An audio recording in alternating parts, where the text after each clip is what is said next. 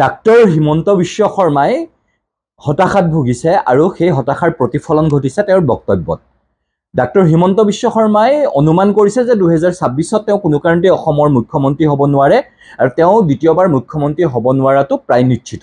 আৰু সেই কথা জানি বুজি পেলাই তেওঁৰ হতাশাৰ প্ৰতিফলন তেওঁৰ বক্তব্যৰ মাজেৰে অসমৰ জনসাধাৰণে বিগত কিছুদিনত দেখা পাই আহিছে।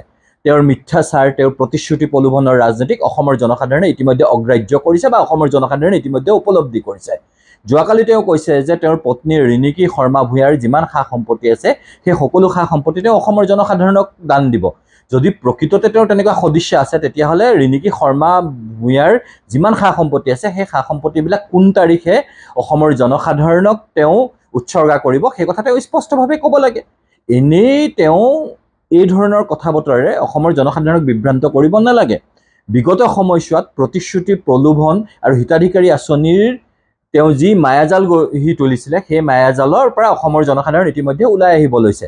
অসমৰ জনসাধাৰণ এতিয়া ডাক্তৰ হিমন্ত বিশ্ব শৰ্মাক যিসমূহ জাতীয় জীৱনৰ ইছ্যু, যিসমূহ অসমৰ জনসাধাৰণ দৈনন্দিন জীৱনত ভুগি আছে সেই সমস্যাসমূহক লৈ পেলাই প্ৰশ্ন সুধিবলৈ আৰম্ভ কৰিছে। আৰু যেতিয়াই অসমৰ জনসাধাৰণে বা অসমৰ বিৰোধী ৰাজনৈতিক দলবিলাকে মুখ্যমন্ত্ৰী হিমন্ত বিশ্ব শৰ্মাক তেওঁৰ বিগত 3 বছৰীয়া শাসনৰ কাম কাজক লৈ প্ৰশ্ন উত্থাপন কৰিবলৈ আৰম্ভ কৰিছে, তেতিয়াৰ পৰাই হিমন্ত বিশ্ব শৰ্মাই হতাশাত ভুগি পেলাই আবুল তাবুল বকিবলৈ আৰম্ভ কৰিছে। আৰু সেই আবুল তাবুল বক্তব্যৰ অংশ হৈছে যোৱাকালি তেওঁৰ ৰখা বক্তব্য। মই মুখ্যমন্ত্ৰী ডাক্তৰ হিমন্ত বিশ্ব শৰ্মাক প্ৰত্যাহ্বান জনাইছোঁ, যদি তেওঁৰ পত্নীৰ সা সম্পত্তিসমূহ অসমৰ জনসাধাৰণক দি দিয়াৰ তেওঁৰ ইচ্ছা আছে তেতিয়াহ'লে তেওঁ স্পষ্টভাৱে ক'ব লাগে যে কোন চনৰ কোন তাৰিখে তেওঁ সেই সা সম্পত্তিসমূহ অসমৰ জনসাধাৰণক গতাই দিব। আজি ৰিণিকী শৰ্মা ভূঞাৰ যিমান সা সম্পত্তি আছে সেই সা সম্পত্তিৰ হিচাপ তেওঁ প্ৰথমে ৰাজহুৱা কৰিব লাগে। তেওঁৰ যদি সততা আছে, তেওঁৰ যদি সৎ সাহস আছে, তেতিয়াহ'লে তেওঁৰ মুখ্যমন্ত্ৰী কালত ৰিণিকী শৰ্মা ভূঞাই বৈধ অবৈধ পন্থাৰে যিমানবিলাক সা সম্পত্তি গোটাইছিলে সেই সকলো সা সম্পত্তি তেওঁ ৰাজহুৱা কৰিব লাগে। আৰু যদি তেওঁ নকৰে 2026ত যেতিয়া চৰকাৰ সলনি হ'ব সেই প্ৰত্যেক সা সম্পত্তিৰে হিচাপ নিকাচ আমি বিৰোধী ৰাজনৈতিক দলবিলাকৰ সন্মিলিত চৰকাৰে ল'ম। সেই কথা তেওঁক স্পষ্টভাৱে জনাই দিয়া হ'ল। ডাক্তৰ হিমন্ত বিশ্ব শৰ্মাই যিমানেই নিজকে ধোৱা তুলসীৰ পাত বুলি পেলাই প্ৰমাণিত কৰিবৰ কাৰণে বক্তব্য নাৰাখক কিয়, ইতিমধ্যে অসমৰ জনসাধাৰণৰ আদালতত প্ৰমাণিত হৈছে যে তেওঁ এগৰাকী মিথ্যাচাৰী মুখ্যমন্ত্ৰী। তেওঁ মুখ্যমন্ত্ৰী হিচাপে তেওঁৰ শাসনকালত অসমৰ জনসাধাৰণৰ প্ৰতি কোনো দায়িত্ব আৰু দায়বদ্ধতা পালন কৰা নাই। তেওঁ কেৱল মাথো ধাৰ লৈ পেলাই হিতাধিকাৰী আঁচনি সৃষ্টি কৰি অসমৰ জনসাধাৰণক প্ৰলোভিত কৰি পেলাই কেৱল মাথো ক্ষমতাৰ ৰাজনীতি কৰি আহিছে। আৰু সেই ক্ষমতাৰ ৰাজনীতি কৰি আহোঁতে তেওঁ অসমৰ জনসাধাৰণক বিশ্বাসঘাতকতা কৰিছে। আৰু সেই কথা অসমৰ জনসাধাৰণে আজি উপলব্ধি কৰিছে কাৰণে মুখ্যমন্ত্ৰীগৰাকীক আজি অসমৰ সৰ্বস্তৰত জবাবদিহি কৰা হৈছে। আজি সামাজিক গণমাধ্যমসমূহত মুখ্যমন্ত্ৰীগৰাকীৰ বক্তব্যক উপলুঙা কৰা হয়। এগৰাকী মুখ্যমন্ত্ৰীৰ বক্তব্যক অসমৰ জনসাধাৰণে এই ধৰণে উপলুঙা কৰা কথাই এটা কথা স্পষ্ট কৰি দিছে যে মুখ্যমন্ত্ৰীগৰাকীৰ প্ৰতি অসমৰ জনসাধাৰণৰ কোনো আস্থা আৰু বিশ্বাস নাই। আজি তেওঁ কৈছে যে তেওঁৰ বক্তব্যক অসমৰ জনসাধাৰণে উপলব্ধি কৰিব পৰা নাই। আজি তেওঁ কৈছে যে এখন বিশ্ববিদ্যালয়ৰ কাৰণে গুৱাহাটী মহানগৰীত বানপানীৰ সৃষ্টি হৈছে। আৰু তেওঁৰ যি বক্তব্য সেই বক্তব্যক লৈ পেলাই সামাজিক গণমাধ্যমত জনসাধাৰণে হাঁহিছে। সেই কথা মুখ্যমন্ত্ৰীয়ে লক্ষ্য কৰিছে নে নাই সেই কথা আমি নাজানো, কিন্তু মুখ্যমন্ত্ৰীৰ বক্তব্যক যে অসমৰ জনসাধাৰণে অগ্ৰাহ্য কৰিছে সেই কথা স্পষ্ট।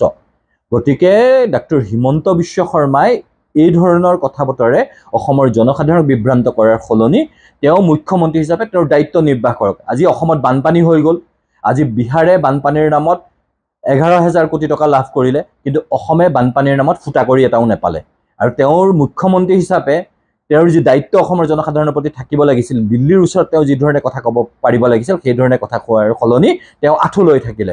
গতিকে মুখ্যমন্ত্ৰী হিচাপে তেওঁৰ গুৰুত্ব কি সেই কথা অসমৰ জনসাধাৰণে উপলব্ধি কৰিছে। কেৱল মাথো বাতৰি কাকতত বিজ্ঞাপন দি নিজৰ টিভি চেনেলত বৰ কথা কৈ পেলাই এগৰাকী ৰাজনৈতিক নেতাই কেতিয়াও অসমৰ জনসাধাৰণৰ প্ৰিয় পাত্ৰ হৈ থাকিব নোৱাৰে। আৰু সেই কথা মুখ্যমন্ত্ৰীগৰাকীৰ বক্তব্যৰ মাজত, তেওঁৰ হতাশাৰ মাজত ইতিমধ্যে প্ৰতিফলিত হ'ব ধৰিছে। কাৰণ মুখ্যমন্ত্ৰীগৰাকীয়ে উপলব্ধি কৰিছে যে 2026ত তেওঁ মুখ্যমন্ত্ৰী হোৱাটো অবাস্তৱ।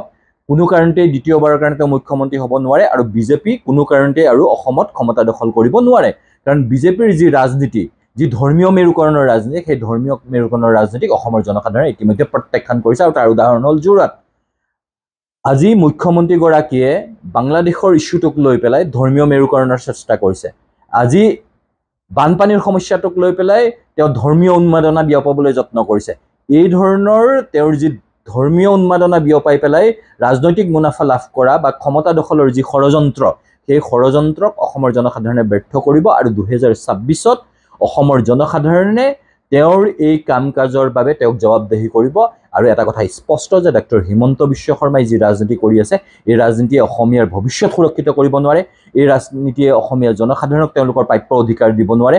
আজি অসমত অসমীয়া জনসাধাৰণৰ, খিলঞ্জীয়া জনসাধাৰণৰ অস্তিত্ব বিপন্ন হৈছে এই মুখ্যমন্ত্ৰীজনৰ শাসনকালত, আৰু সেই কথা অসমৰ জনসাধাৰণে উপলব্ধি কৰিছে। আৰু সেইকাৰণে আমি কৈছোঁ যে ডক্টৰ হিমন্ত বিশ্ব শৰ্মা ইতিমধ্যে অসমৰ জনসাধাৰণৰ আদালতত দোষী সাব্যস্ত হৈছে। তেওঁ এগৰাকী ব্যৰ্থ, অকৰ্মণ্য আৰু মিথ্যাচাৰী মুখ্যমন্ত্ৰী ৰূপে পৰিগণিত হৈছে। আৰু তেওঁৰ এই কাম কাজৰ দ্বাৰা তেওঁ ইতিমধ্যে অসমৰ জনসাধাৰণৰ দ্বাৰা জনবিচ্ছিন্ন হৈছে, গণবিচ্ছিন্ন হৈছে আৰু এগৰাকী ঘৃণিত ব্যক্তিলৈ ৰূপান্তৰিত হৈছে, যি কথা ডক্টৰ হিমন্ত বিশ্ব শৰ্মাই উপলব্ধি কৰিব নোৱাৰিলে। তেওঁৰ ৰাজনৈতিক জীৱনত ইয়াতকৈও অধিক হতাশা আহিব আৰু এই মুখ্যমন্ত্ৰী হিচাপে তেওঁ যি কাম কাজ কৰি আছে, সেই কাম কাজক লৈ অসমৰ জনসাধাৰণ ইমানেই অসন্তুষ্ট হৈছে যে মুখ্যমন্ত্ৰীগৰাকীয়ে নিজে তেওঁৰ ৰাজনৈতিক ভৱিষ্যত সুৰক্ষিত কৰি ৰাখিব নোৱাৰে। কাৰণ তেওঁৰ যি ৰাজনীতি, সেই ৰাজনীতিক অসমৰ জনসাধাৰণে ইতিমধ্যে অগ্ৰাহ্য কৰিছে।